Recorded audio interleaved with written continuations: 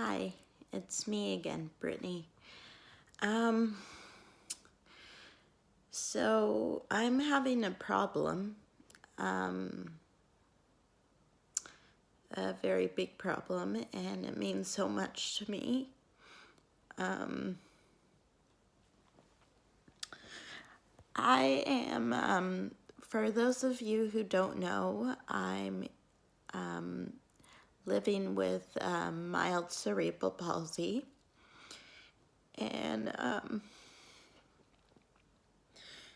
there's some things I can't do, which I obviously know, but there's a lot of things I can do, and I think people still underestimate me. And so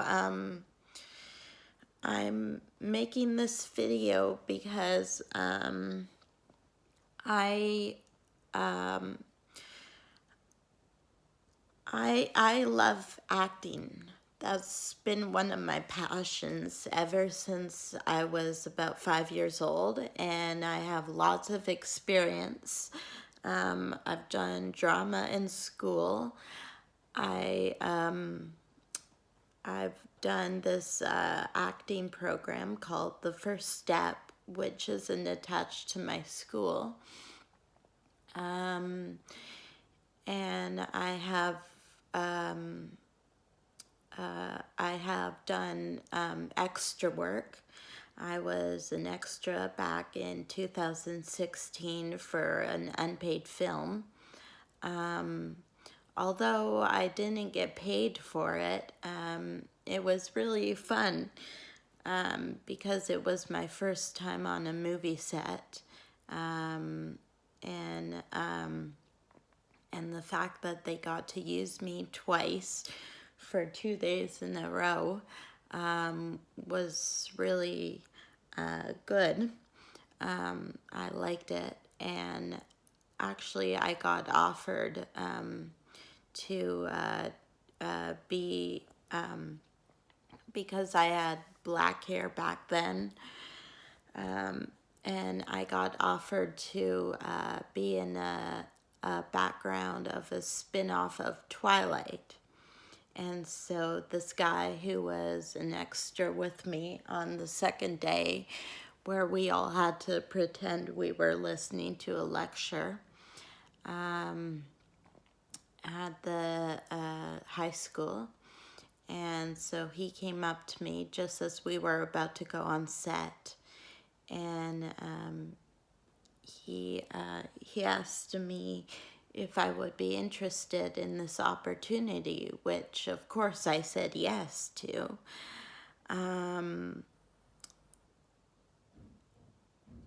But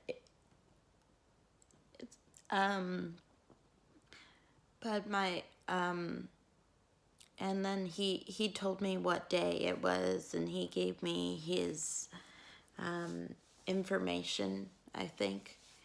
Yeah. And so, yeah, he gave me his information and told me when it was. And then my mom, she's not really supportive of me doing, becoming an actress as a career. She thinks it's which maybe most parents think out there, that it's either a silly career choice, or they just think it's not possible at all. But I think it is, if you put your mind to it, which I do. I just don't have a lot of support around me, that's all. So that's what I'm asking for, more support. Because when I came home, I told this news to my mom, that I was really excited. Sorry. That I was really excited and I told her when it was. And apparently she thought she had the right to crush my dreams. And she said, "You're working at Starbucks that day," which I knew. And even though I was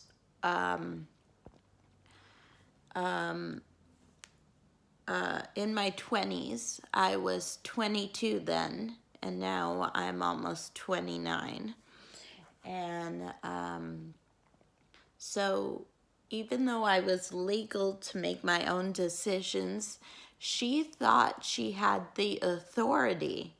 Just because I was living in the same house with her, she thought she had the authority to say no. But really, it was my decision. And that still haunts me today because even though that was back then in 2016 and it's 2020 right now, I mean, I'm just still wondering what that could have been.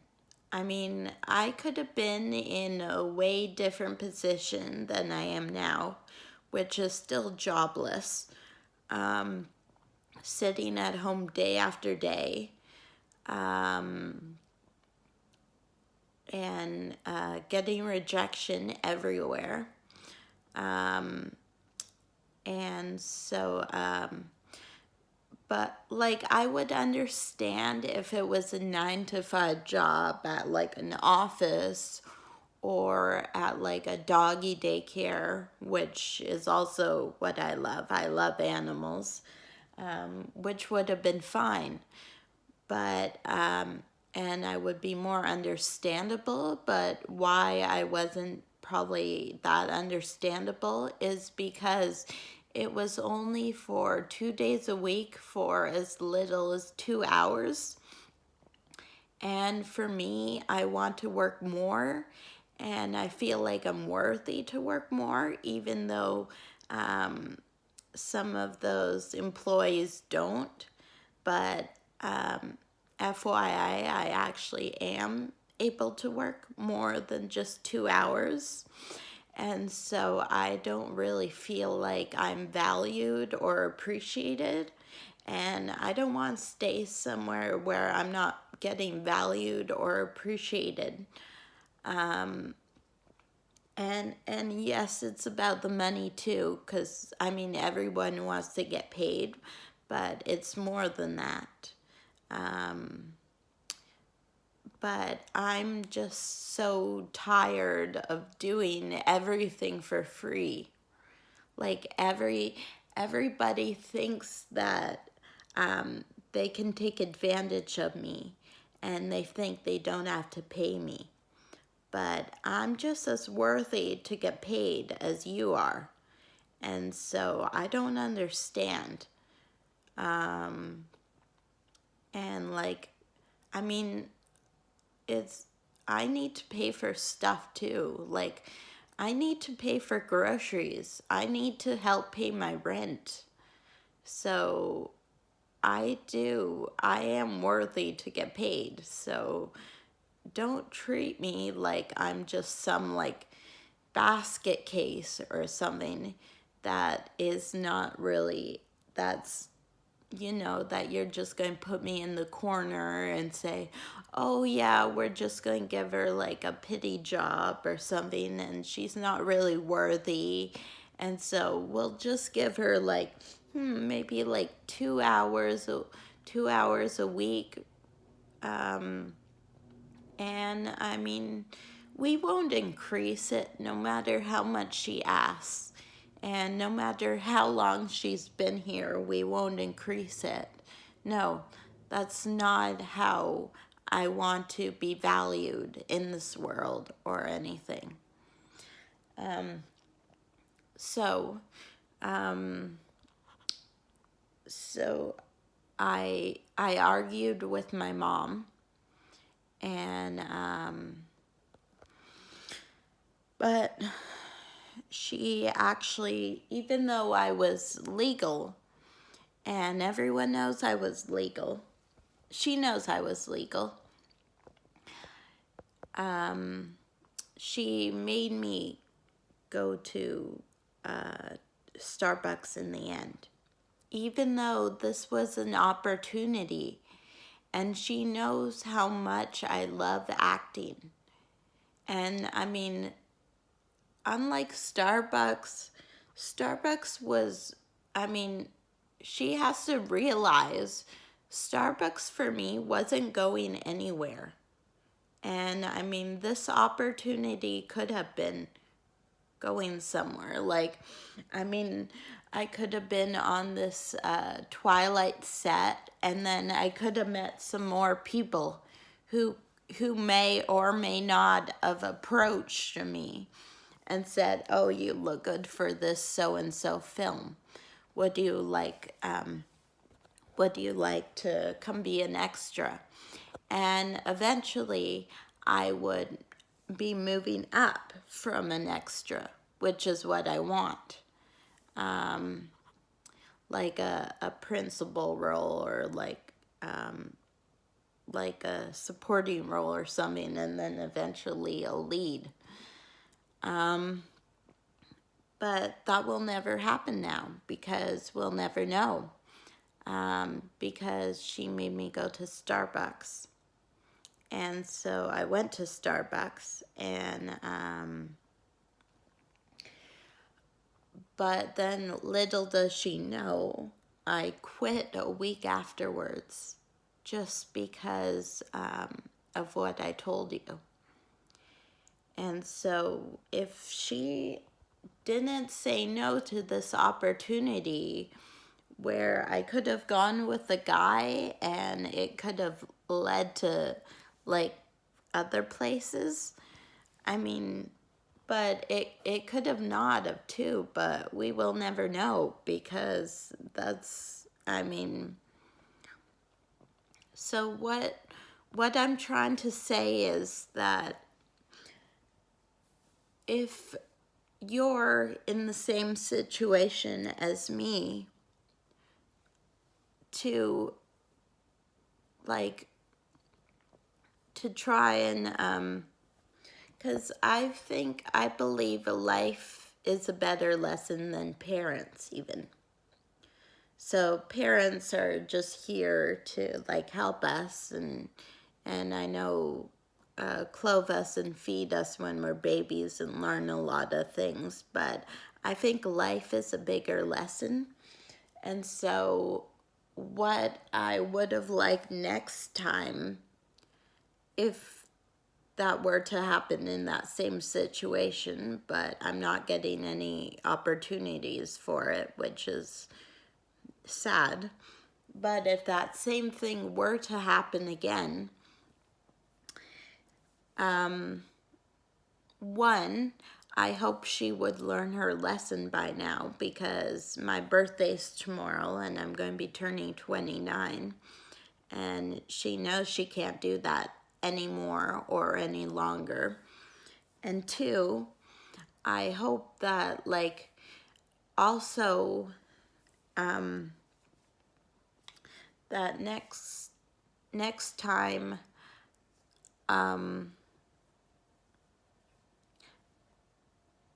that she would let me go to this, and then whether or not it would lead somewhere else afterwards doesn't matter. I mean, well, it does in some fact, but in a way it doesn't matter. I would just be learning for myself.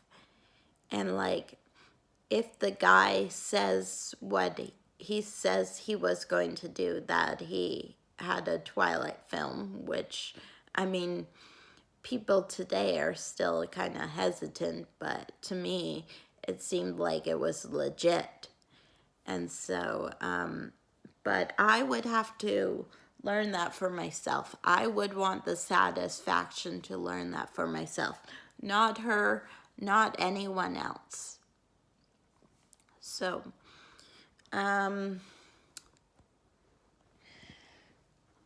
but so I mean, I would want to contact him again because many people have come up to me and said, well, I mean, why don't you contact the guy again since you don't have a job and since you don't even have a job like Starbucks, even for one day a week or something? And I would, but one, that was back in 2016, so I don't have his contact information anymore. And for two, I don't even know if he's in the film industry anymore. Or just, because, I mean, I assume back then he was just getting started in the film industry.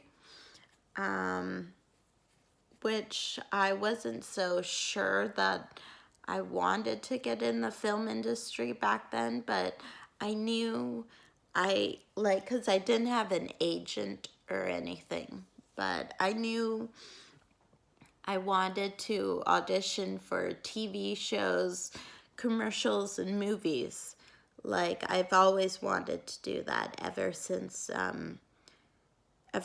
basically I first saw Mamma Mia.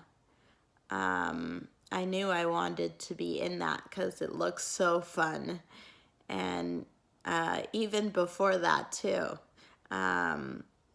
Because my friend, my friend and I, who also got into film for a little while, but she's kind of out of film right now. Because it was like so expensive for her and her family to get like headshots and everything, and like there's so much waiting around and all that stuff. And so she got out of film probably when she was in high school. And I actually wanted to get into film when I was in elementary school. So not just waiting until now.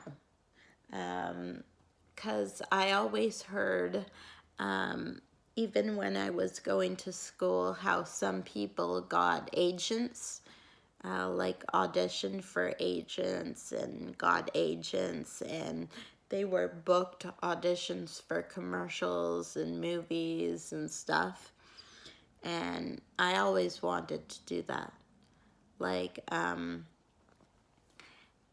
and like if I did it back then, I would probably be in a different position again as I am now. I don't know where I would be, but hopefully be in a different position. And that's, well, that wasn't my first dream. That's my second dream. My first dream was, unfortunately, I wanted the most, but it can't come true because I'm not in America. I'm in Canada.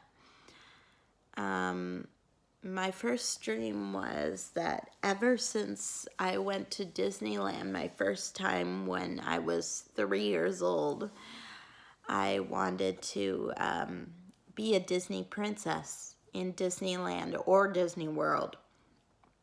Or even if I didn't become a Disney princess, I would at least want to work in Disneyland or Disney World just to be in that atmosphere.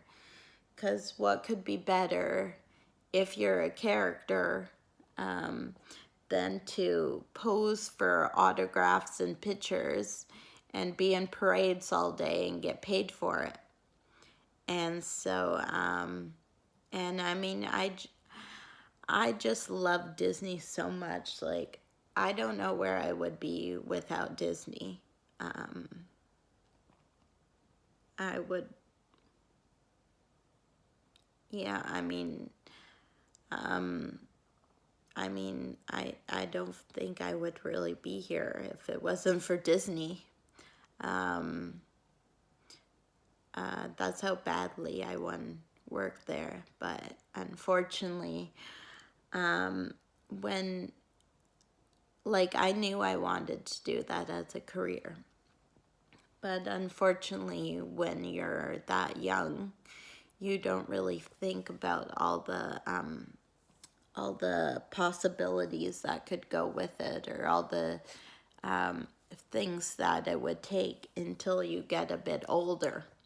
And then you start realizing that, well, I mean, like for me, unfortunately, it won't work out because I'm not in America. And I'm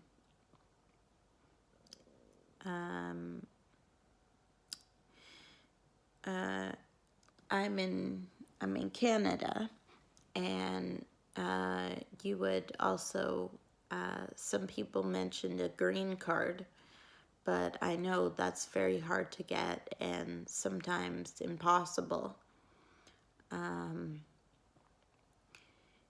so, and the third thing is I would need somewhere to stay down there if I get hired, when I get hired. And I don't have anywhere to stay. I mean, the only way probably it could possibly happen now is if I meet my partner and turns out they're from America, and then I go live with them in America. And I mean, that's the only way truly I can see it happening, because other than that, I can't really see that happening anytime soon. Even though I really want to, and like I'm dying inside just because I'm I mean I I'm I'm I'm just dying inside because it won't happen.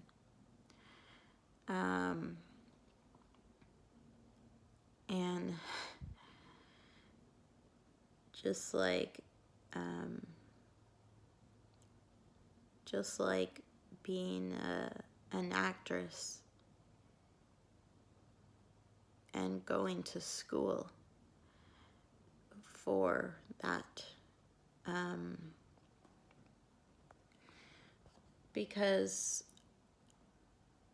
my birthday's coming up tomorrow, and all I wanted, because I mean my second dream, since I can't work at Disney,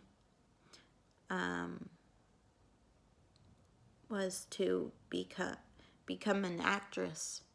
And because I can see myself being in TV and movies, but I wanted to get started not now, but when I was in elementary school, like I said, when I got jealous when I heard the kids saying that they got agents and booked for headshots and commercials and yada yada.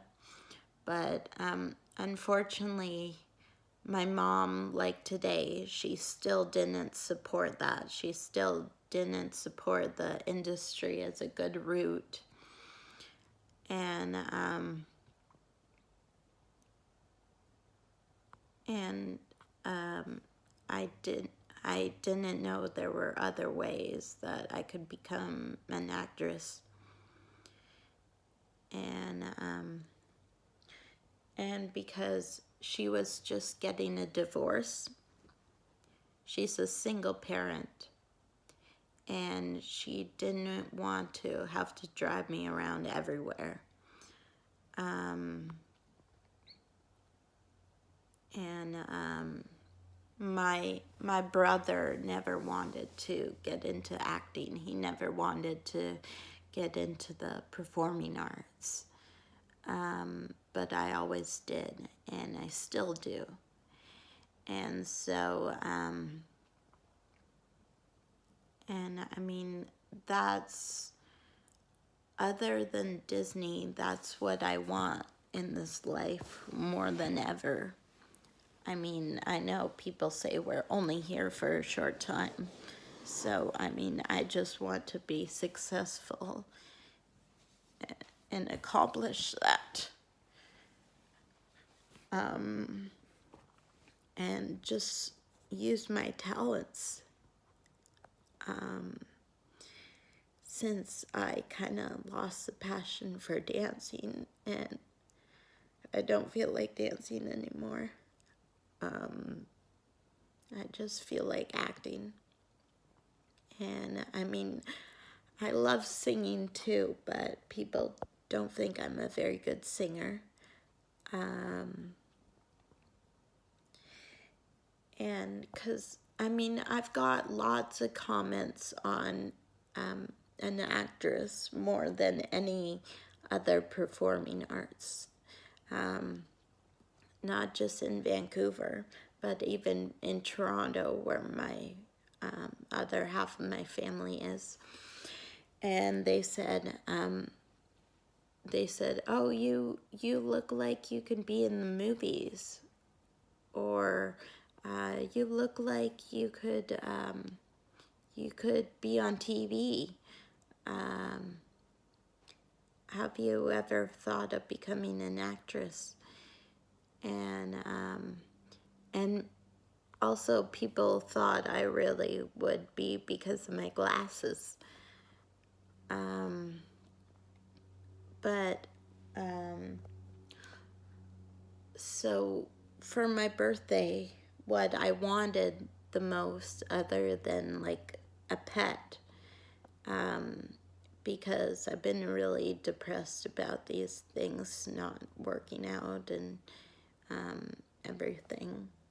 And so I just want a pet, a dog, to like, so it would help me get out of the house and that I could walk the dog and I could just play with it. And I mean, it doesn't have to be a dog. It can be a cat or it can be any kind of animal.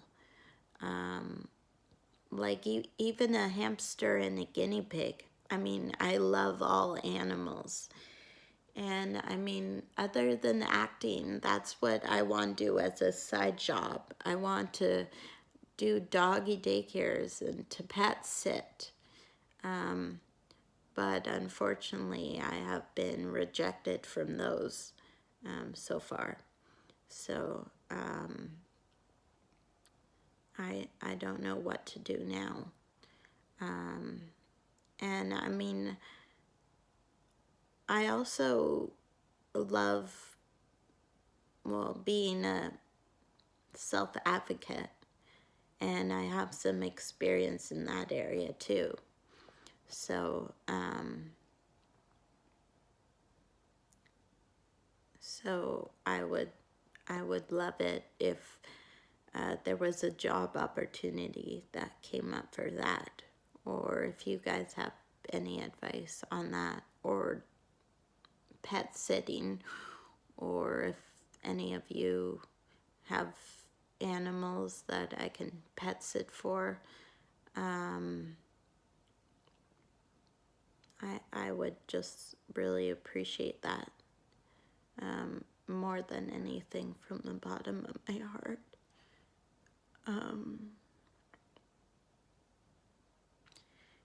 Yeah, I would really want that. And but other than having a pet for my birthday, I would also really like to go back to school, because I think I would be more employable. Well, I mean, not that I am already, like, I am educated. I have went to high school and university and stuff, but I mean, I'm getting so many rejections, and I mean, I don't want another year to go by and I don't get anything. So I think if I go back to school, it's really important. And what I wanted to go back to school for was, well, probably, I mean, I will go back to school for other things too, but most of all, I want to go back to school for acting. I've been looking at the acting program at CapU, and I really want to do that.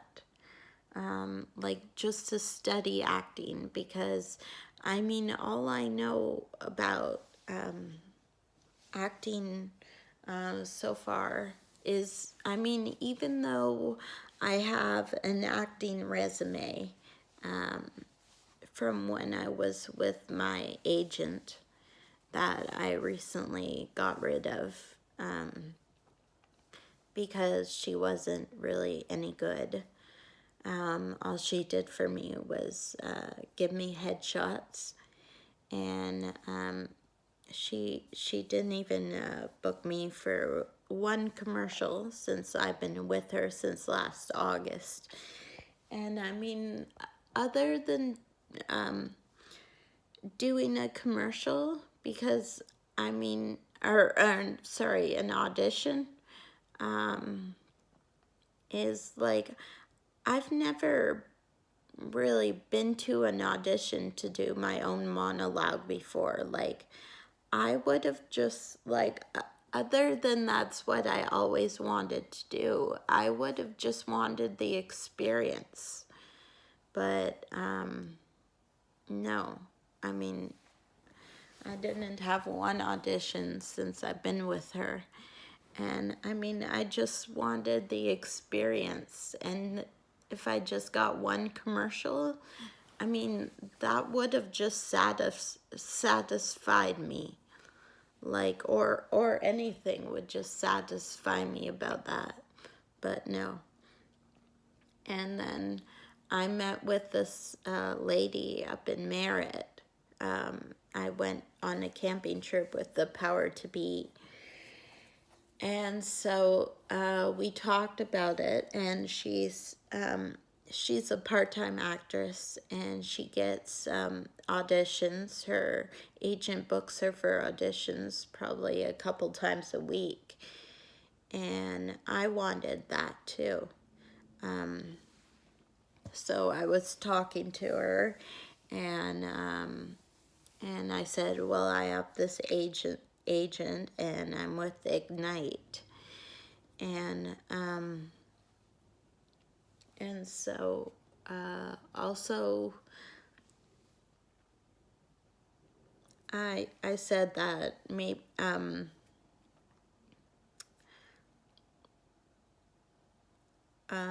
I said, well, I've been with her since last August, but she hasn't booked me for one audition yet. So I haven't gotten one audition.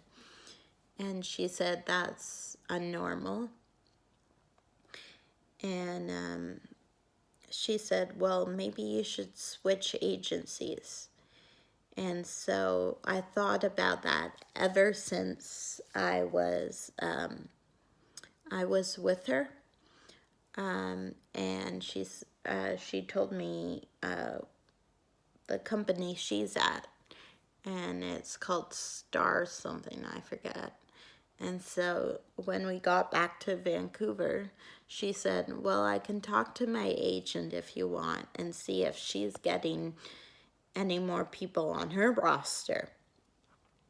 And I said, yeah, that would be great. But then I gave her my number when we got back to Vancouver. But unfortunately, she didn't contact me since. And I probably knew that was going to happen. Like, I mean, deep down inside of me, I wanted to know there was hope. But realistically, I thought, no, she's not. Like, I've only known her twice, and I don't know if she'll really follow through, so no. So, and then I talked with Danielle, who's a person who's a support worker for me, and she's been doing stuff for me. And she's the only one that's really supportive of this. But I need more people because I can't do this on my own. And she's working a lot of the time. And so it's hard.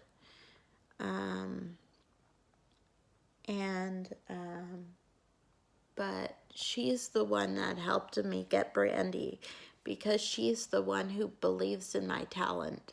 And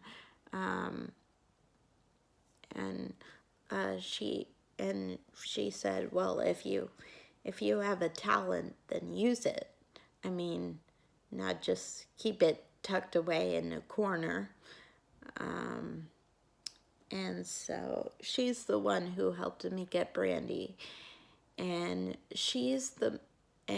why she picked Brandy is because she said she has the most people with disabilities on her roster, which I didn't really believe that at first because I've been to a few workshops there, and I didn't see anyone in the workshop besides me who had a physical or mental disability, because I could see that. Whether, even if they had a mental disability, I could actually see it. Because in my high school, I went to a private high school in Coquitlam, and the people from there, they either had a physical or mental disability. And if they had a mental disability, I could tell it right away. Like just by the way they either looked or by the way they talked or just anything, you can tell sometimes. So then I emailed Brandy and I said, I emailed Danielle and said, well, I mean, people have done that in the past before where they just said something to me, but it wasn't really true. So I didn't want Brandy to be the same way. But then she got me, I guess, one thing where it was a background extra, even though I told her when I first met her, I didn't want to do any extra work. But I guess because I was emailing her a lot and like I didn't have really anything to do. I needed something to do before I went crazy. And so she gave me this something to do because I don't think she was a very good agent in the beginning because she didn't even give me one audition or set me up with one audition.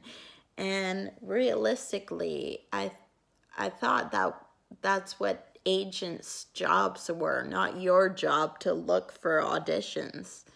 That's agents' jobs, because, I mean, if it's not agents' jobs, then why have an agent in the first place? Like, why don't you just do it for yourself? Like, why'd you have an agent in the first place? And so she got me this, which was really close to my house, the set. But I got super,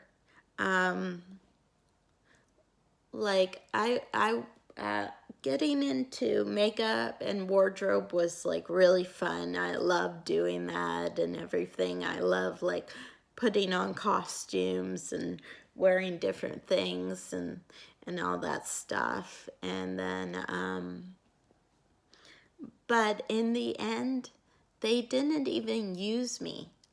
Like, I didn't even get to set, and they used me. We were just all sitting, like, because some of us got there at 7 a.m., some of us at 11, and some of us at 2. And I got there at 11 a.m. And I was there, we all kind of left around the same time, but we all started at different times. So I got there at 11 a.m. and Danielle came with me too.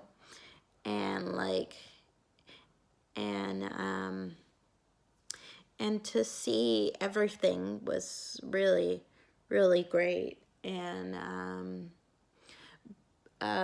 But then I was really annoyed because I was sitting there from 11 a.m. until 5 p.m. and the casting director came out at 5 p.m. or just before that and said to the second group of people, which I was in, said, "Thank you for coming out, but I'm sorry, but we got all the shots we needed from the first group and the second group that's coming again tomorrow. So we don't need you guys, but thank you for coming out." I got super angry at that because I didn't want to just wait around and get nothing. Like, I mean, I like acting, but I want to do acting. I don't want to just wait around and then not get anything. And so then I got up off the table and I literally was so angry. I felt like flipping the table up, but other people were sitting on there, so I couldn't. And then so I went straight to my suitcase and I pulled off my sweater and put it down and grabbed my phone and called Kieran, my friend, who's my ex-boyfriend. And I told him everything. And I was texting him the whole entire time I was waiting. And I told him what happened and he couldn't believe it either. And so I just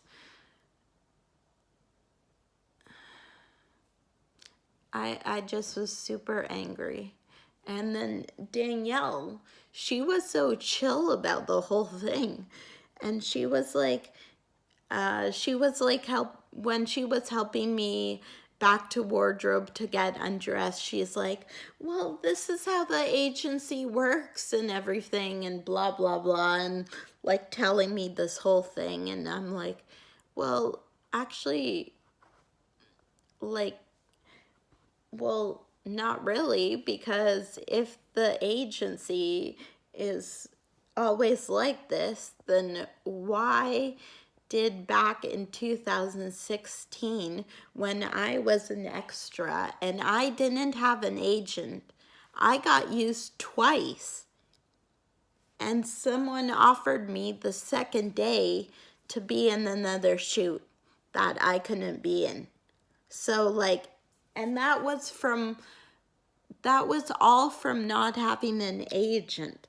That was just from my godmother, because she knows I'm really into all this stuff. And she found her friend was doing a film, an unpaid film. And she actually was an extra herself as well.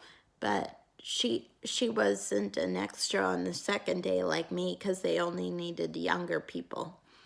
And she didn't get an opportunity like I did, or asked and then couldn't do it. And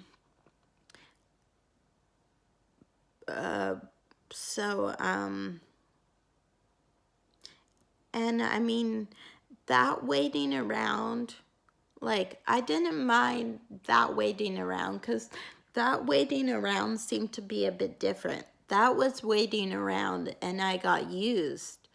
This was waiting around and I didn't get used. And plus, that waiting around was not waiting around as long as this time around. And so those are the only two differences. And like, even though I'm out of the agency now and I don't have an agent anymore. I decided not to, and I'm not getting another agent. But if an opportunity were to come up like that again, I would do it. As long as I would get used, like I did back in 2016. But I guess the also difference is because back in 2016, it was an unpaid film, and this was a paid film. But I rather have, well, I rather have both. I rather get paid and get used. Like, I don't want to get paid and I don't get used. But if I had to pick, like if there was no middle and I had to pick, I'd rather get used and not get paid. So if I had to pick it that way, but I'd rather get paid and get used because, everybody needs to get paid and blah, blah, blah. And so, and also, why I got rid of my agent is because not just because of that background extra, that blowout thing, because that's no reason just to get rid of your agent. That would be a stupid reason why. But no, it wasn't that at all. The real reason why is because I wasn't getting, she wasn't doing anything for me except giving me headshots. And I feel like in 1 year's time that I wasn't going to be successful. And I want to be successful. And so also because when I went to the workshops, the people there were very, very snotty, not very nice. And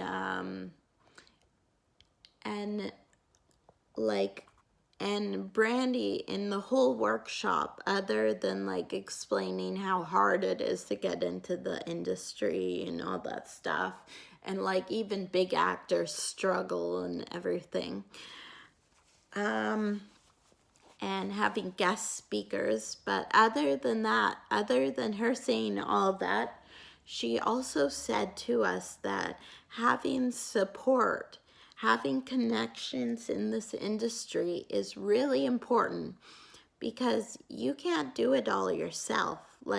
You could try and do all this yourself, but you won't succeed.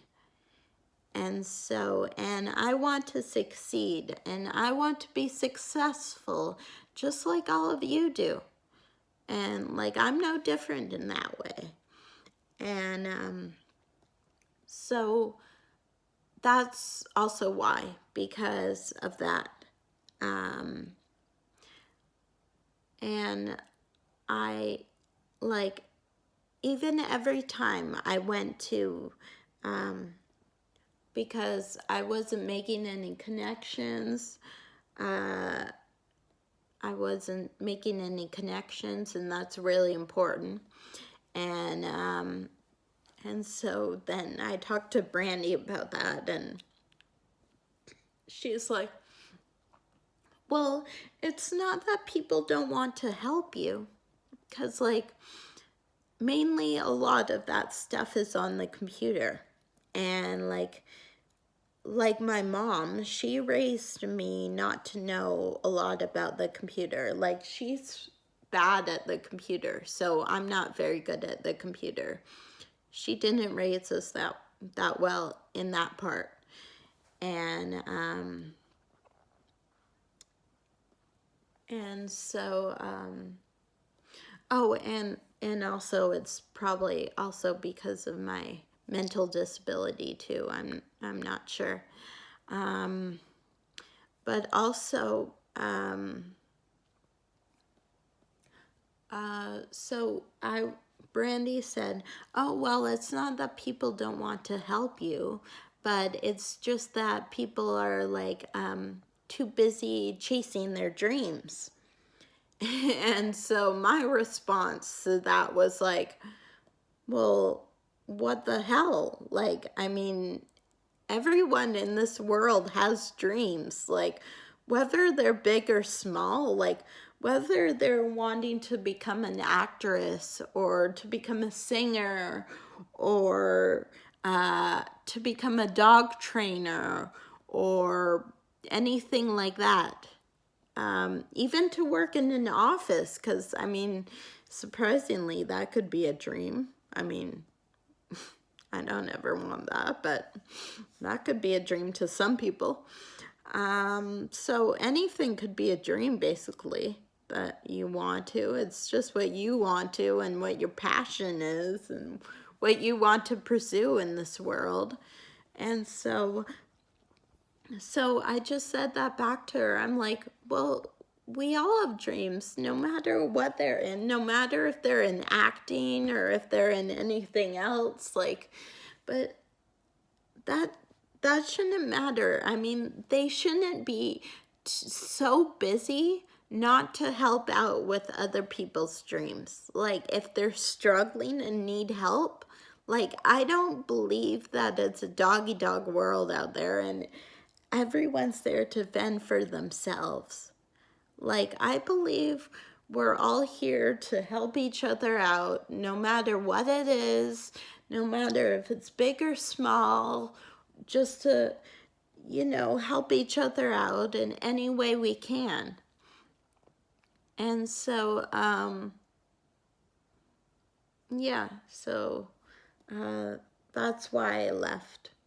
Because, I mean, other than Danielle, I can't do it on my own, and I was getting no support.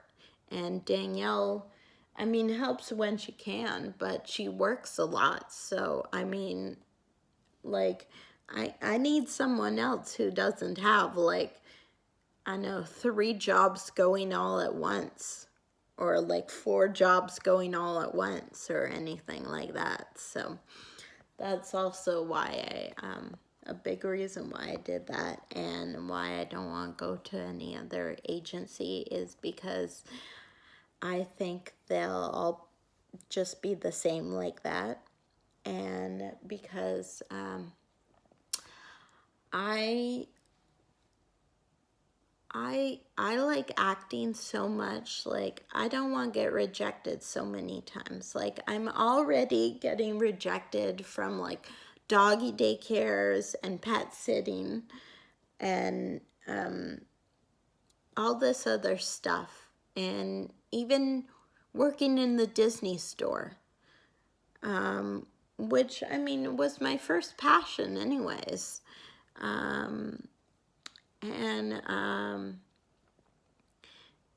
And so since I'm getting rejected from all those things, I don't want to get rejected from one of the biggest things I want the most for a career. I mean, other than Disney, and I can't work for that. And so, yeah.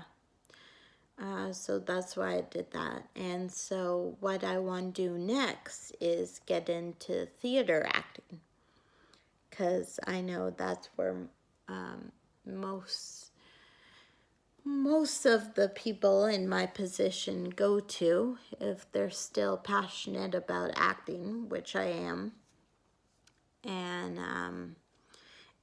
they're they they're just finished with the film industry, whether they don't want to wait around for that long or they get rejected so many times and only few people make it really.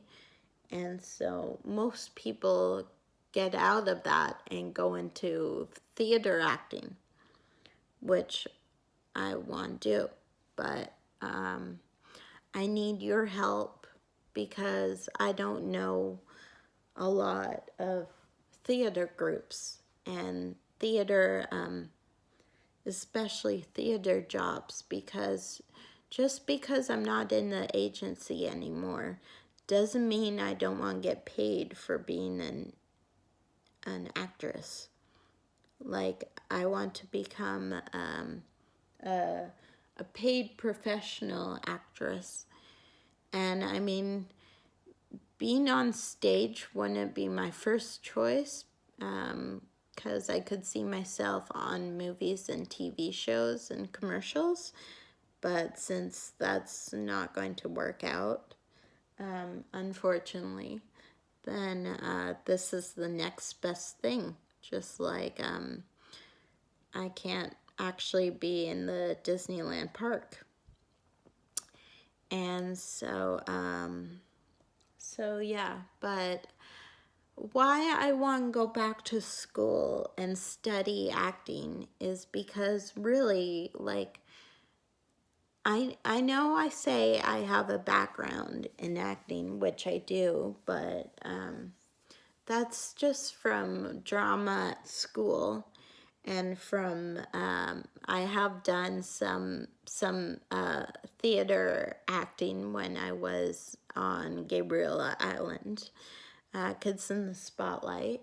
And other than that, I mean, other than like extra work, 2 times, in 2016 and um, 2 months ago, and or a month ago now. Yeah, a month ago, and I have done improv before. I can do improv. Like some of my the last 2 videos I did on here were improv. Well, one was improv and then one was practicing lines. But like, and then at the first step where I was where they taught me how to like get into character and like be on camera and do lines and scenes and stuff, but I need to upgrade that.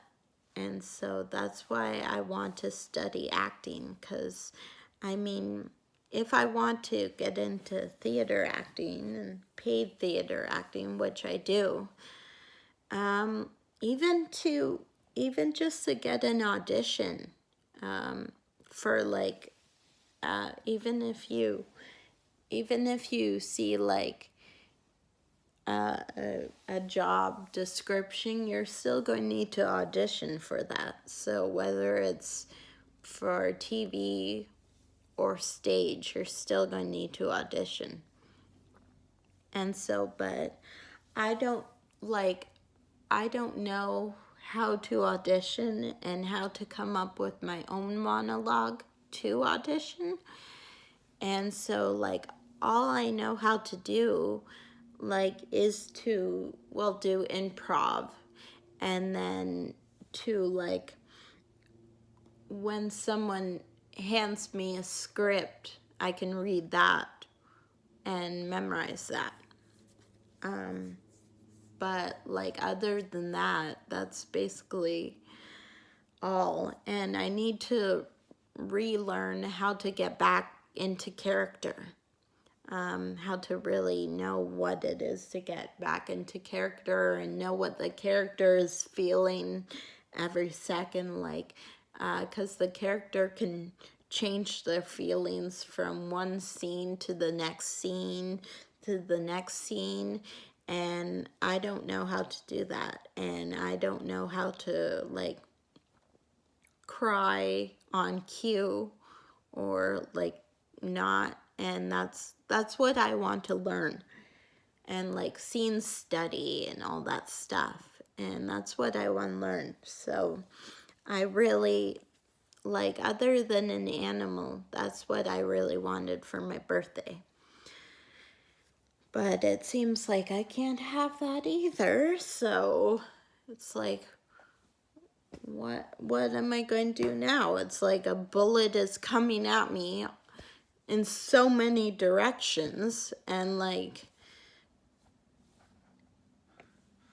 I don't know. I mean,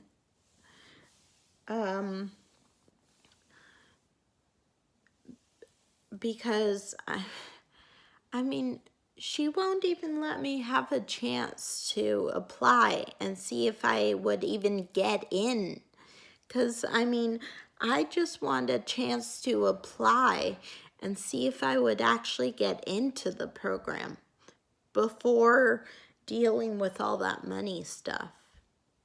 Like, but apparently she won't even let me do that. So I don't even know where I'll study acting. Like, I mean, and I mean, we're all here to learn stuff in this world.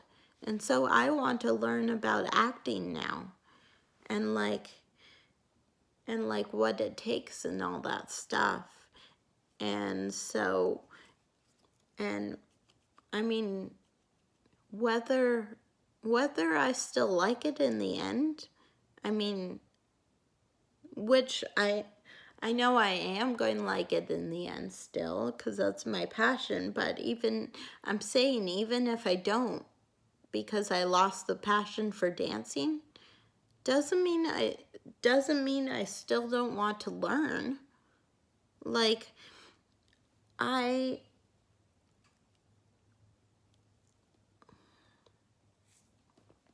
because I've been looking at all the courses at CapU, and the acting program cost over $7,000.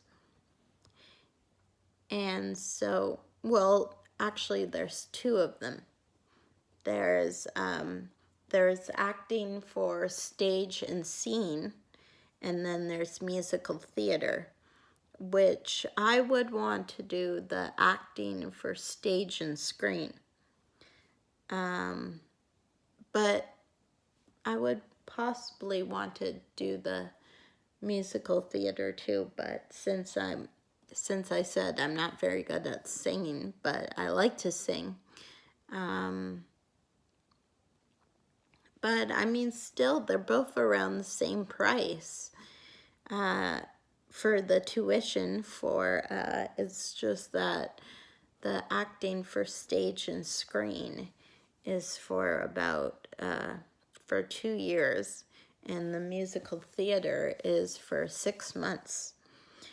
And so, and my mom said she would help me out to go back to school, because unfortunately, I don't have money to help myself out to go back to school. I mean, I have PWD, which I'm on, but that's mostly going towards food and rent. And I mean, I thought I would have another job by now, but since I don't, and since I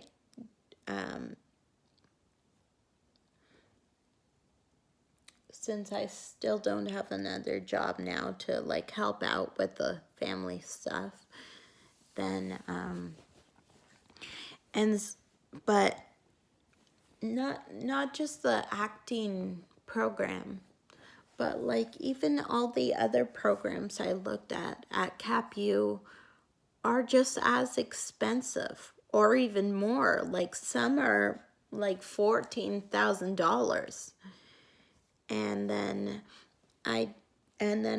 that's not just looking at CapU, but even I looked at Vancouver Film School, and even VCC, and they're all around the same. They're all like around $6,000, $5,000 and stuff, and my mom can't help me out with that. And like, I mean, she's not even considering a bursary or a scholarship. She's just saying no cold turkey, that we can't afford that. I mean, so and I mean, acting's what I wanted to do the most and what I wanted to learn for my career, as well as some other things. But I mean,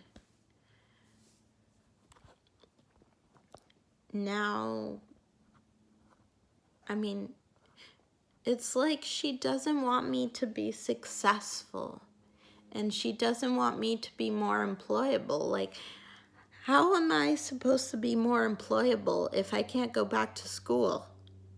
Like, I mean, she said she was going to help me out with going back to school, but realistically, what was she expecting? Like, she knew all these programs because she looked at them before. She knew all these programs, and these courses were going to be like a lot, like $6,000, $5,000. And so it's like, what was she expecting? Like, so I don't know. So I'm just really upset and really angry with her about that, and I can't get over that. And it's just like, I just feel like skipping my birthday now, because like the two things I wanted the most, I can't have. Like, I mean, I understand if like one of them wasn't for education, but especially if one's for education and you can't have that, then what else do you do? Like,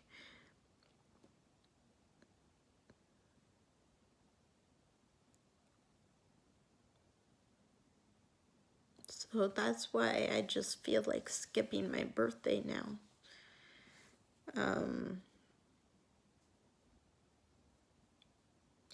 And like, all of the schools in Vancouver are going to be the same price, going to be around the same price. So I don't know what she was expecting. Like, what was she expecting? Like $100 or like $50? No, that would be a cheapskate on the school. So like, the only place I can think of that would probably be less expensive would be schools outside of Vancouver. But we're not like in Abbotsford or in Toronto or anything, or in Penticton. Like, I'm here.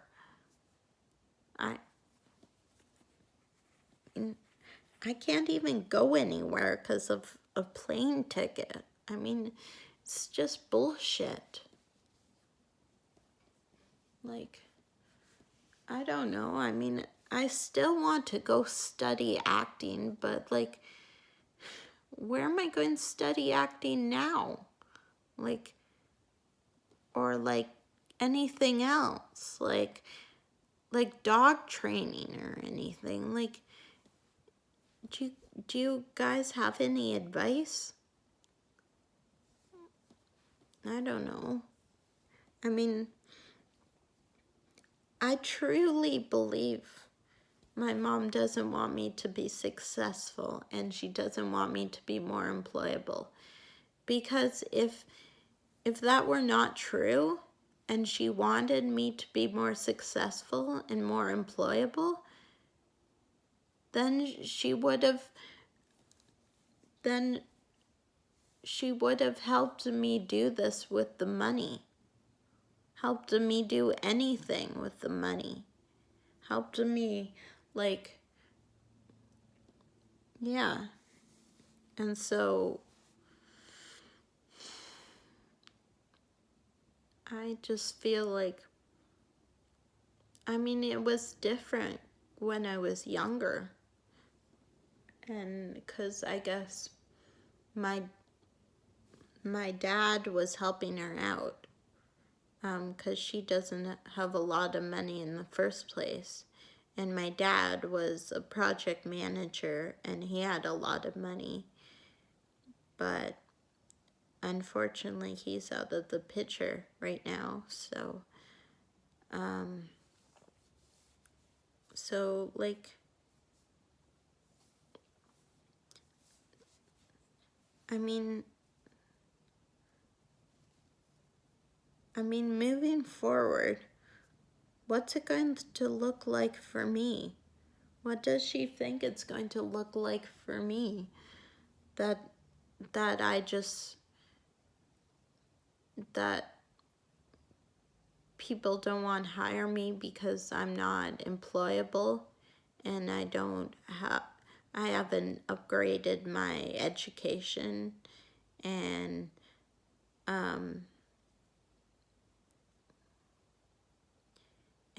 I can't go out for auditions just because I can't do my own, just because I can't learn my own monologue, because I can't afford studying acting. I mean, no, of course not. Like, it's like it's like all my dreams are being shattered now.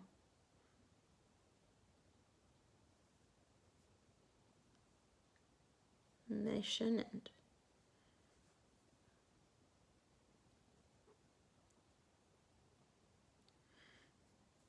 And I mean,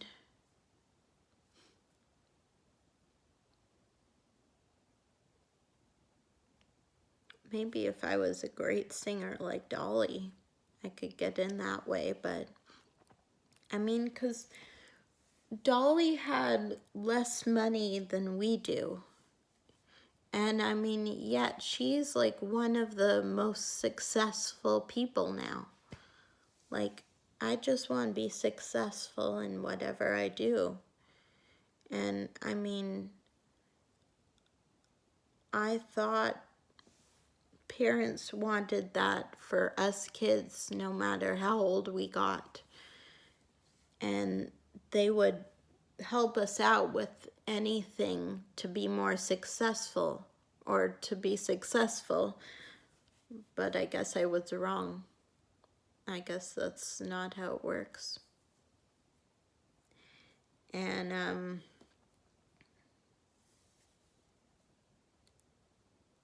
I mean, if I'm not successful, then I don't know what I'll do. I mean, and even when I was in film for a while, even though I didn't get any auditions or anything, but I just wanted that dream, because other than being an actress and seeing myself on TV and movies, I just wanted to be famous. And I wanted to be successful and for people to know my name and to come up to me. And like, I see them come up to, like,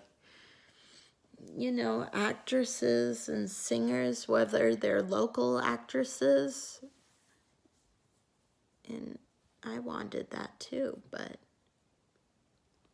I'll never get that.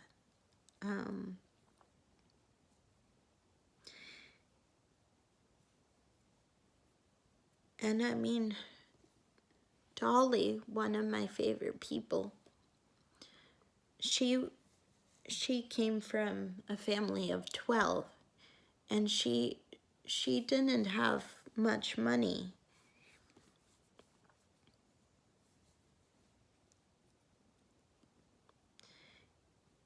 And so she didn't have much money, and she was working in the fields, which I wasn't working because I love animals. If people will just give me a goddamn chance, as well as being an actress. And so she would sing every chance she got. She would sing in the house. She would sing outside to her chickens. She would sing just anywhere she got to. And then her Uncle Bill saw that talent in her, and then drove her to Nashville. And then she got, to get started, she was in, I think, bars and stuff, and then she got,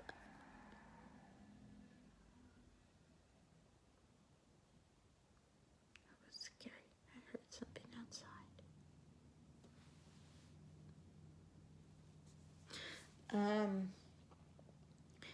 Yeah, and so she got all like that, and then she met a guy named Porter, who had a show called The Porter Wagner Show. And that's how she got started, by that. And she was on the Porter Wagner Show for about probably maybe 6 years or so. And so she had a good time at first, but then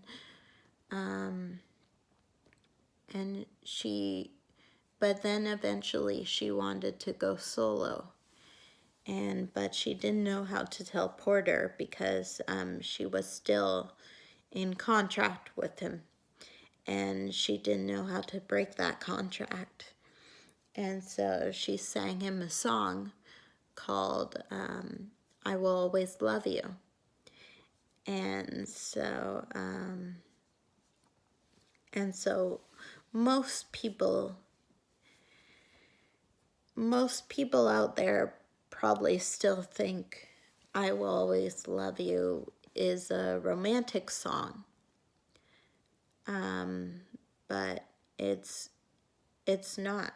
It's a song about a partnership and how one partner wanted to go solo, and but didn't know how to tell the other one.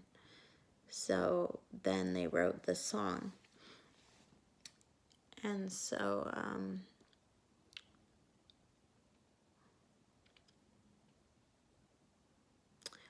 yeah, it was great.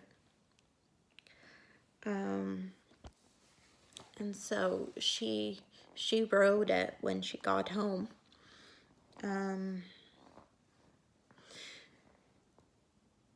She wrote the song when she got home, and then the next day she went on the show and she sang it to him. And then even though it was heartbreaking for him, it's what was best for her, and she knew she had to go that way. And I kind of want to do the same, kind of be like that. Well, I mean, if I had a good voice.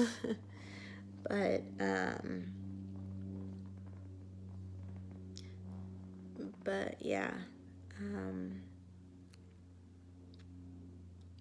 but switch that situation, and if it were acting instead of singing, then like if she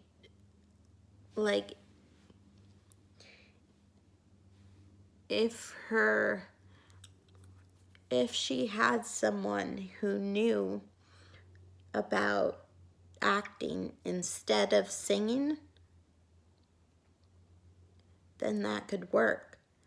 Because then he could teach her everything she knows about acting and teach her how to go into auditions. Because, I mean, like, I can volunteer, and I know even just to get me started, there's a volunteer acting at Community Players, North Shore Community Players, which I've never been to before, but they have volunteering for acting for plays, but not just for that, but also for background stuff, like for set and like for painting and all that stuff. And like, I always wanted to go audition, but I don't know how to come up with my own monologue. Like, I have that urge in me and I want to do it, but I don't know how to come up with my own monologue. And that's where, like, how with Dolly, how she learned how to do this. I need to learn how to do that. And actually, that's only one of the dreams that came true, was because I wanted to meet Dolly Parton. And when I was 20, I this company I was with called Starlight, which you get one wish per lifetime. I actually wish you got two, because I would want to meet Meryl Streep, and I know Meryl Streep's an actress, and I could not just get to meet her, but get to like pick her brain and see everything she knows about maybe auditions and stuff. But anyways, that's beside the point.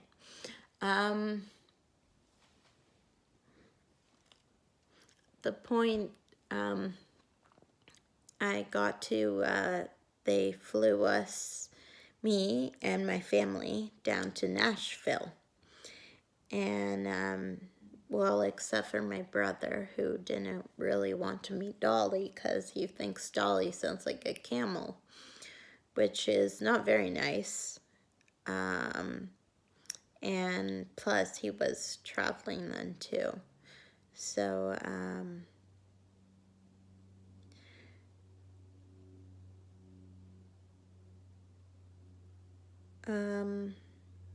so yeah.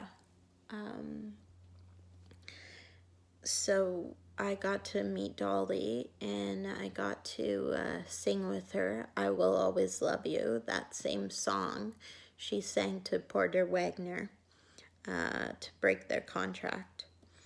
And then I got to stay in Nashville with my family for a few days, and I actually got to sing in a bar in Nashville. And I sang Coat of Many Colors, which is one of my favorite songs of hers. And so, yeah, it was really great, but seems like that's the only dream that came true. And I mean, I want a career dream to come true, not just a fun dream. Like, I mean, I'm just so tired of having fun right now. Like, I just don't want to do any more fun.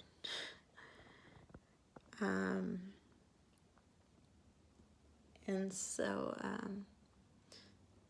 yeah, it was great. And then the next year, I just went down with my dad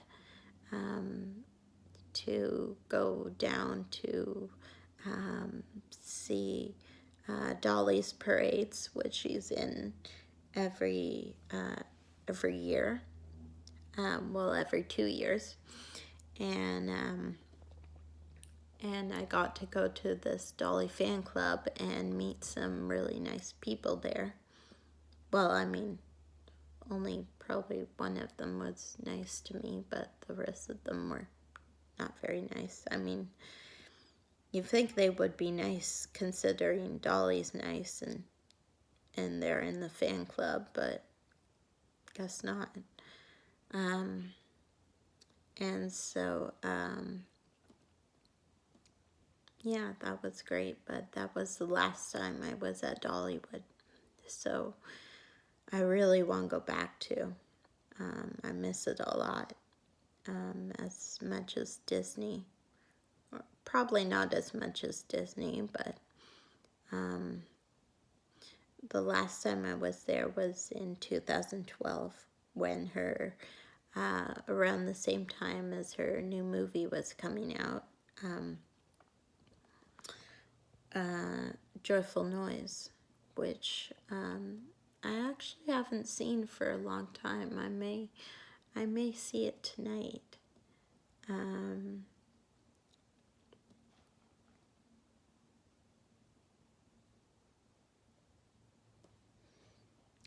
And so, yeah, it was, that was really great. But like I said, that was the only dream that came true. And I mean, you want more career dreams to come true than fun dreams. Especially when you get to a certain age and you see everyone around you talking about jobs and getting jobs and all that stuff. But also, it's not just for that, it's for, even for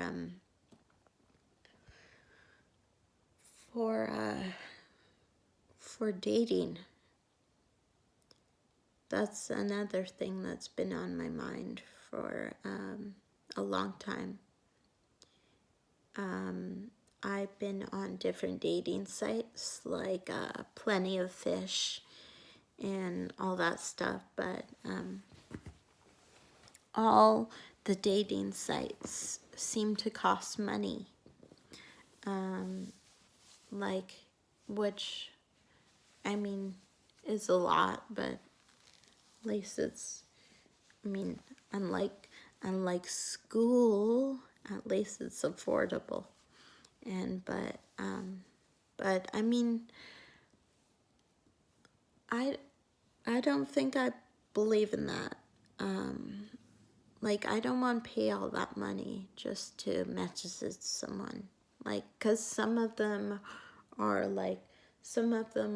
$99 just to message someone. Some are $19.99 per month, or like some are, I know, like Match.com or eHarmony, the most popular dating sites, are like $23.99 per month, and that's insane. And but I mean, as much as I want to go on there, I don't want to pay all that money just to message someone. Like, I mean,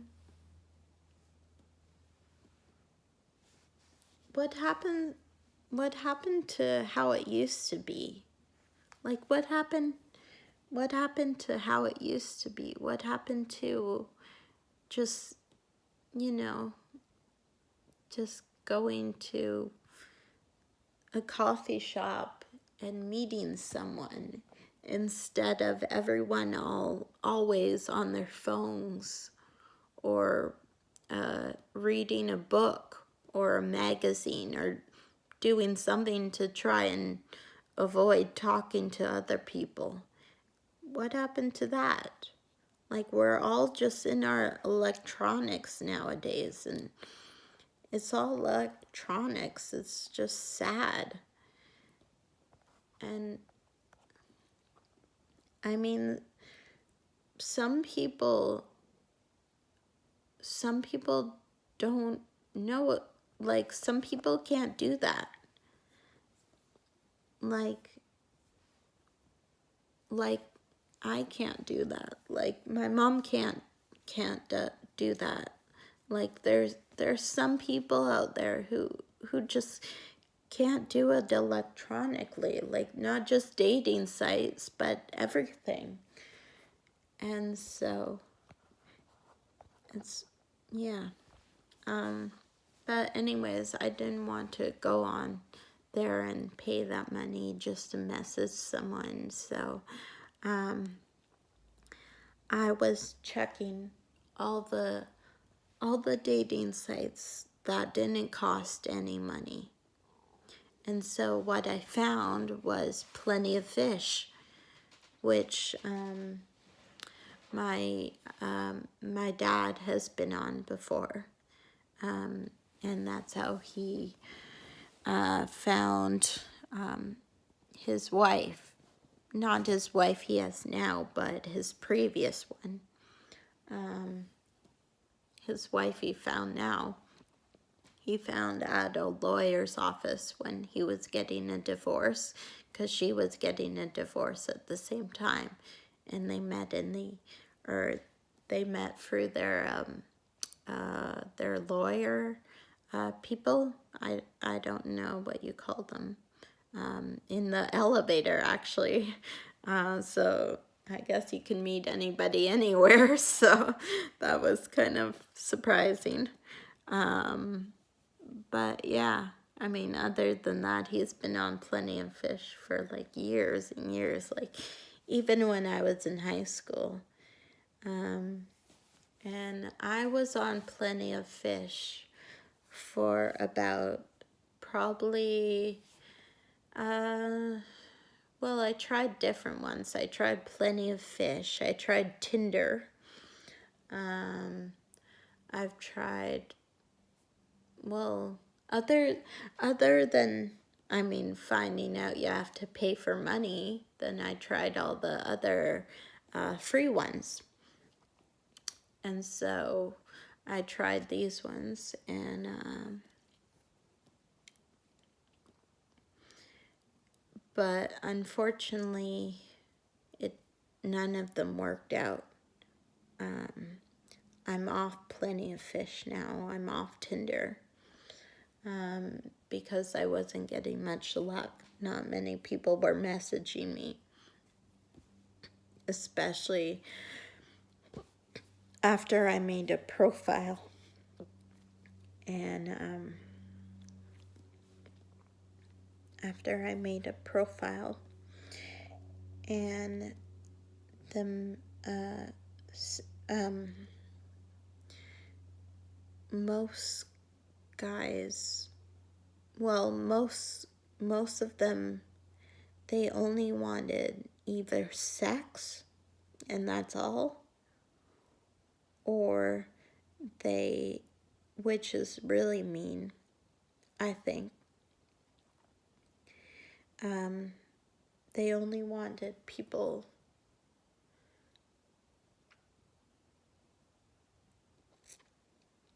they judged me like everyone does everywhere I go.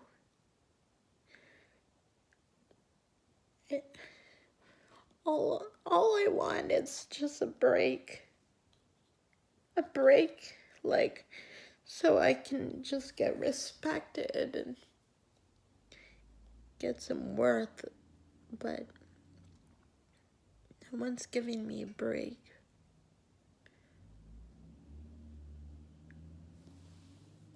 So I don't,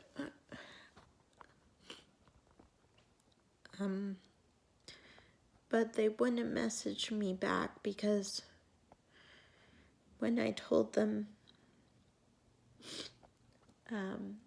we were trying to get to know each other and asking one another about ourselves. And then when I told them I had cerebral palsy, mild, they didn't message me back, which really hurt. I mean, whether I like them whether I like them a lot or not based on their profile, it still really hurt. And like mostly all of them were like that. So I got off of there. And like not even just Plenty of Fish, but like everywhere else, people judge me for that. And they don't want to be in a relationship with me because of that.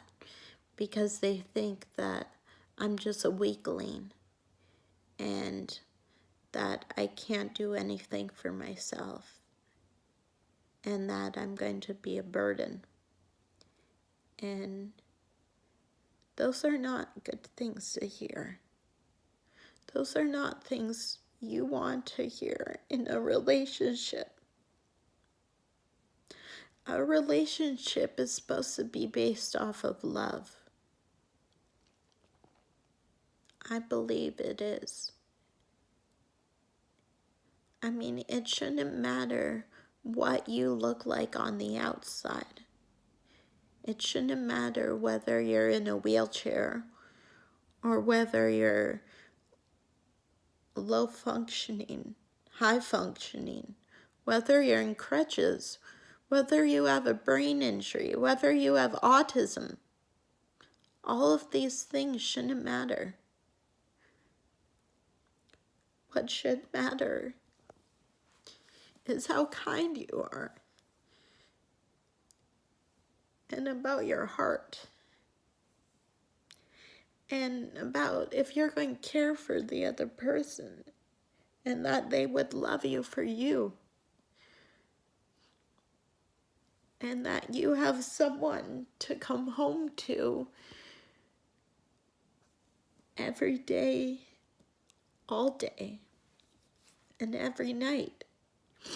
And you have someone to sleep with at night, which I thought I would have by now.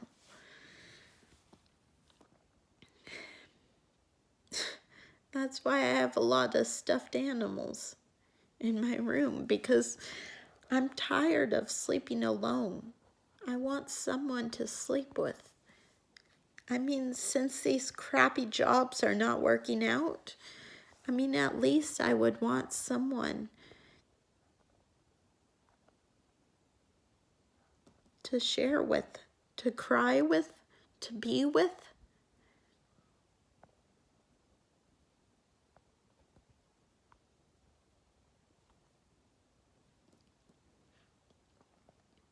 I mean, I deserve love,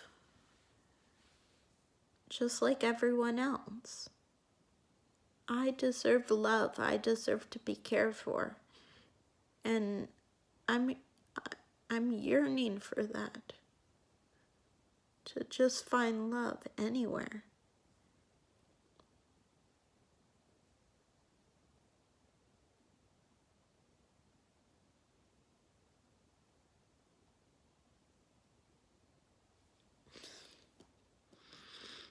And I mean, yes, I want sex, but I want more than that. A relationship to me is not just about sex, it's about more than that.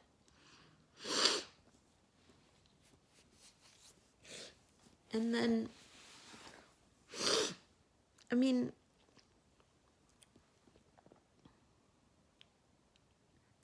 think about it this way. Someone is just born normally.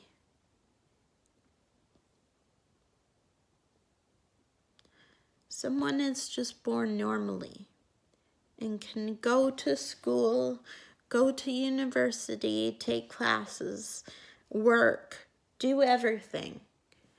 And then all of a sudden, out of nowhere, they have a big accident and they get a brain injury. And they're not the same as how they once were. Are you just going to leave them? Like, you're still in this relationship with the person, when they have the injury. So are you still going to leave them? Or are you going to stay? Choose the answer to stay.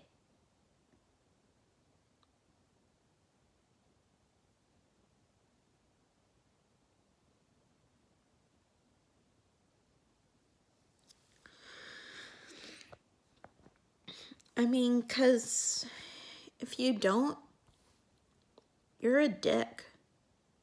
You're bigger than a dick.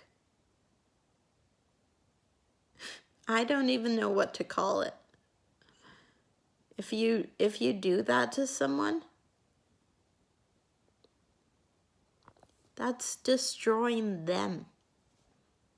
And they're never going to want to look for a relationship again.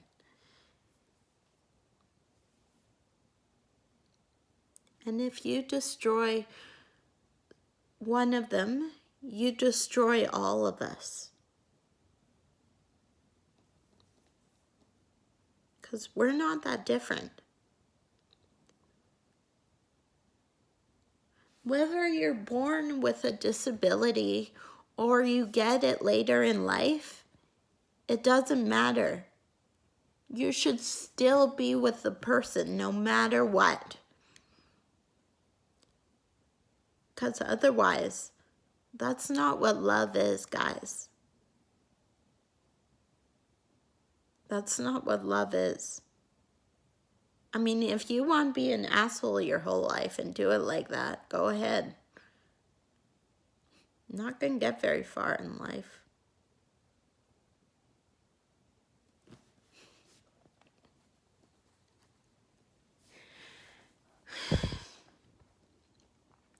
Fast forward to today. These past couple weeks, these past couple months,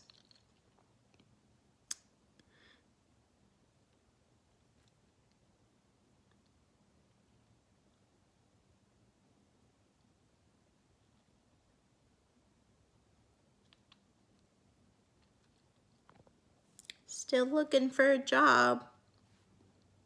Will you guys want me? I'm single.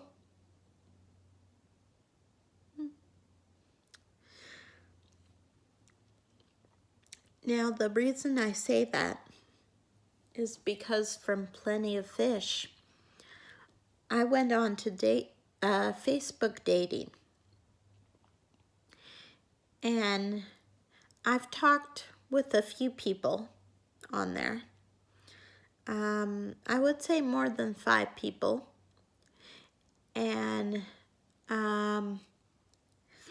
so basically now, it's not that they care so much about my cerebral palsy. And it's not so much a focus on that. Now it's more of a focus on jobs. Jobs, everywhere I go.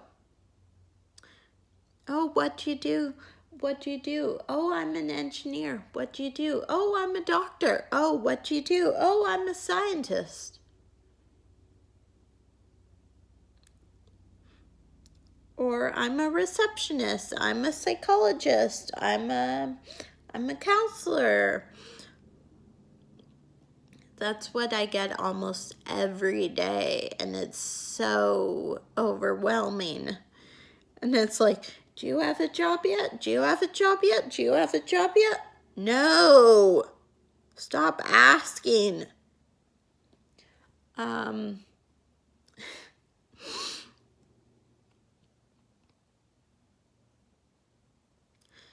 That's what they're doing now. So they won't, when we get to talking, I still say, I still represent myself and I say, oh yeah, well I have, I don't say I have cerebral palsy right away because, I mean, if it's not necessary, they don't know. They don't need to know right away. And so, but I tell them, And it seems like they don't care anymore. And that's not the biggest focus. Like, for some of them, it still is, which they're assholes. But for some of them, it's not the biggest issue. For some of them, the biggest issue is jobs. Because when I've been messaging someone and they've been telling me what they do, like they either own a company, they work at a warehouse, they work in an office, they're studying to become a doctor, they're doing all this stuff. And then they said, and then it comes to my point. And then they say, oh, well, what do you do? And then I get that asked probably like almost every day. And it's so annoying. And I mean, it has to stop. And so I just like, I don't know what to say because like I know they're expecting me to say something back like, oh, I work as like an actress, or I work as at a doggy daycare, or I work in self-advocacy, or whatever it may be. But I still have to say nothing, and it sucks. Because, like, I know they're expecting me to say something, and they don't want to date me if I don't have a job, if I don't have income coming in. And so it just sucks. So I just say, oh, I don't have a job right now, but I'm still looking. And that's mainly every freaking day I have to say that. And so it's just, and then they either don't message me after that just because I say I don't have a job, or they either make plans to go out on a date with me and then they cancel at the last minute. And so I just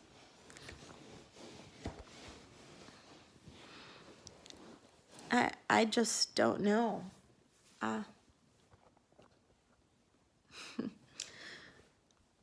I just don't know what to do anymore. I don't know how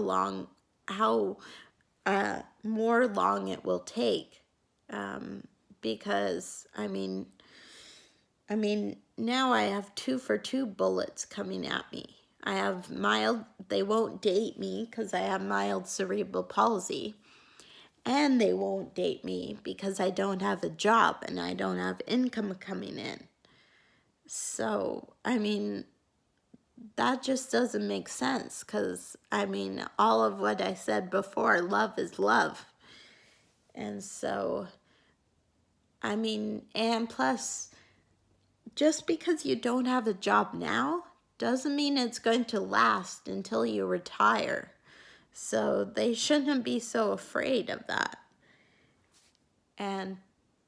But apparently they are. And like, I mean, I just told this, I went to my psychiatrist a few days ago to change my medication and all that stuff. And like, she knows what's going on, and she knows what's going on in my head. And I said to her, well, it's so ridiculous how they like cancel at the last minute just because you don't have a job, or just because you have cerebral palsy or anything. Like, I mean, how do autism people do it? Because, I mean, they have 2 for 2 things going at them. Like 2 for 2 bullets going at them. Like, because autism, like, you have autism. You were born with autism. And also, some people who are autistic they can never get jobs. So what? Are you just not going to ever date an autistic person just because they have autism and they can never get a job? Like, well, they can volunteer sometimes, but that's not really paid work. But like if they can do that. But what, are you just going to not date an autistic person because they're autistic and because they can't get a job? Like, I hope the answer is no, because it should be. I mean, that would just be ridiculous. Like, it makes me think that I should go on that show, because I've been watching this reality TV show called Love is Blind. And so I should go on that TV show and, be in where they get to be in the pods and it's not really judging because you're not really seeing the person. You're just talking with them in these pods. And then you're just talking about anything, your likes, your dislikes, your interests and whatnot. And then eventually they have to decide if they want to get engaged and which one they want to get engaged to. And so, or which one they're going to propose to. And then they propose to them in the pods. And then they see them for the first time. Like they come out, or the girls are really anxious and getting ready to meet the guys for the first time face to face. And so like they see the guys face to face, and either the ladies think it's like kind of the same person who they've been talking to in the pods, or their voice is totally different from their body. So it's really interesting. It's like an experiment to see if they're really compatible and they end up getting married in the end or walk away forever. If some of you haven't seen it, you should. It's really funny. They only did a first season, but they haven't done a second season. But I'm sure they're going to do a second season maybe later on. And I mean, I thought of applying myself to that, but for one, I don't know. I don't know how to apply for that, but I think it would be very. I think I would like to be on a reality TV show, but since I said I didn't want to be in the industry anymore because lots of rejection and all that stuff. But if the industry didn't have so much rejection and so much waiting around, then yes, I would want to be on a reality show and everything. And so I'm thinking, well, maybe if they do, they're still looking for people for their second season or their third season, then I would want to apply for that, but I just don't know how, because I mean, I think that would be a better way than like all these people judging me either for jobs or my cerebral palsy or whatever. And so yeah, because then after you meet each other, you guys get engaged, and then the couples are on a retreat with all the other couples, and they end up going to Mexico, and then they end up going to Mexico and just getting to know each other from there a bit more, and then like you can see like some of the drama in that. Like, I mean, I love drama, so like not just I would like to be in a reality show, but I kind of like drama too. Like my whole life I've liked drama. And so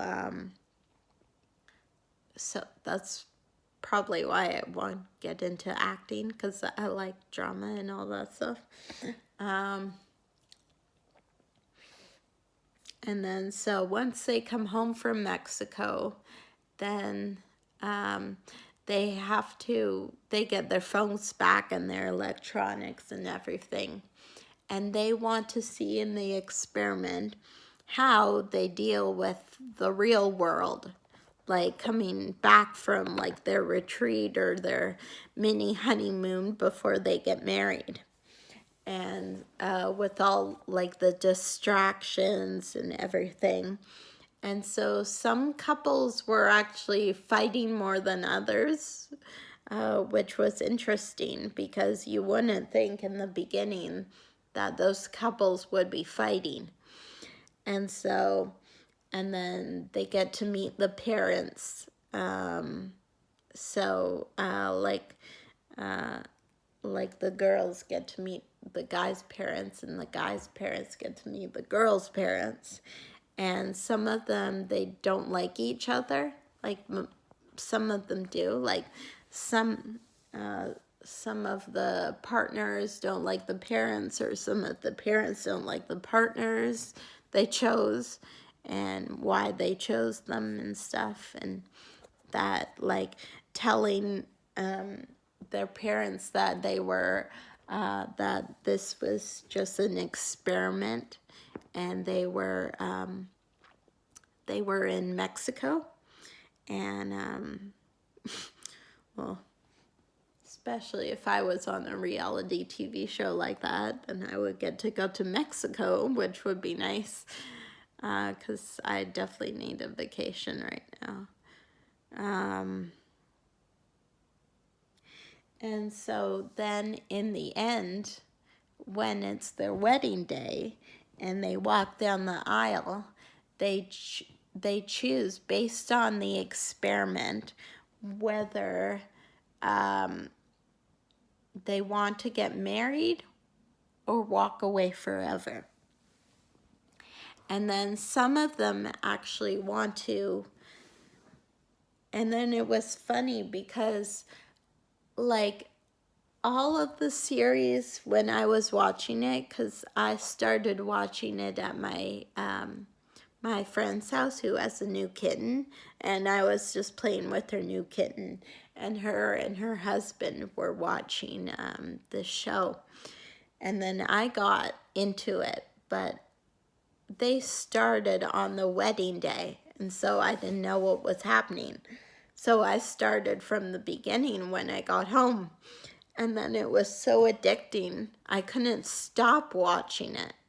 And like, I just finished the first season probably like just 2 weeks ago.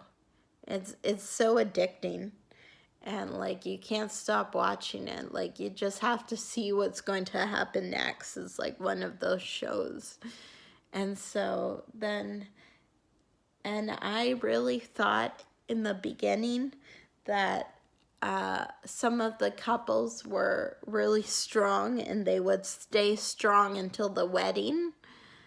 But surprisingly, apparently not, because the ones I thought who were strong and would stay strong until the wedding, they didn't. Those were the ones who decided to walk away forever. And I was surprised. And because in the end, only 2 got married. Only 2 of them from the experiment got married, and the rest of them didn't.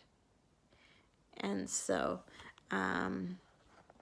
yeah, that was just really cool, and it would be cool to see what season 2 would come up with, what they would come up with for season 2. And so, my psychiatrist also talked to me about, well, maybe you should try radio, because I mean, you have good communication skills, and you like talking and listening and all that stuff and advice. And so she thought if like I could get into radio, that wouldn't be so expensive, or a course to do that. She thinks I would be good for that, but I don't know. I mean, that's not really been one of my fortes, or one of the things I would want to do. But I mean,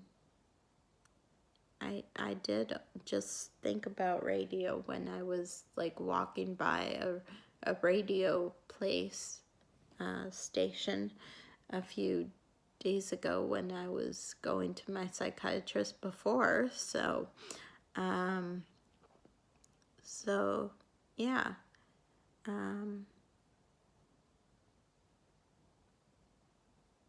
But again, I would probably need help with that, and it would probably be just like where my mom couldn't afford schooling for that, just like everything else, and blah blah blah. And so, but yeah, I mean, I would be willing to give that a try, and that would be really good. And I mean, I guess the only dream I have left that people haven't crushed would be, I would want someone to teach me how to write a song like Dolly, and just to write a song. And I've actually kind of always wanted to be in a band, and so I would like that, to be in a band someday. And just, yeah, because I mean, I would just like to learn how to write my own song instead of just copying other people's songs, like Dolly Parton or Selena Gomez or anything like that. But yeah, just come up with my own. So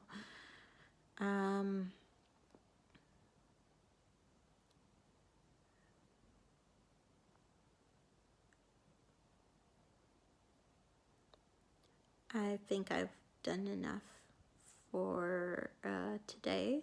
So give me your advice all on this. I know I'm not really popular on this platform, and I don't get a lot of comments, but I hope someone out there sees this, and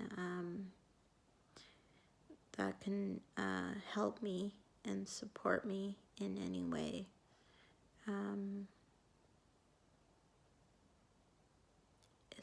Especially in going back to school. So, yeah,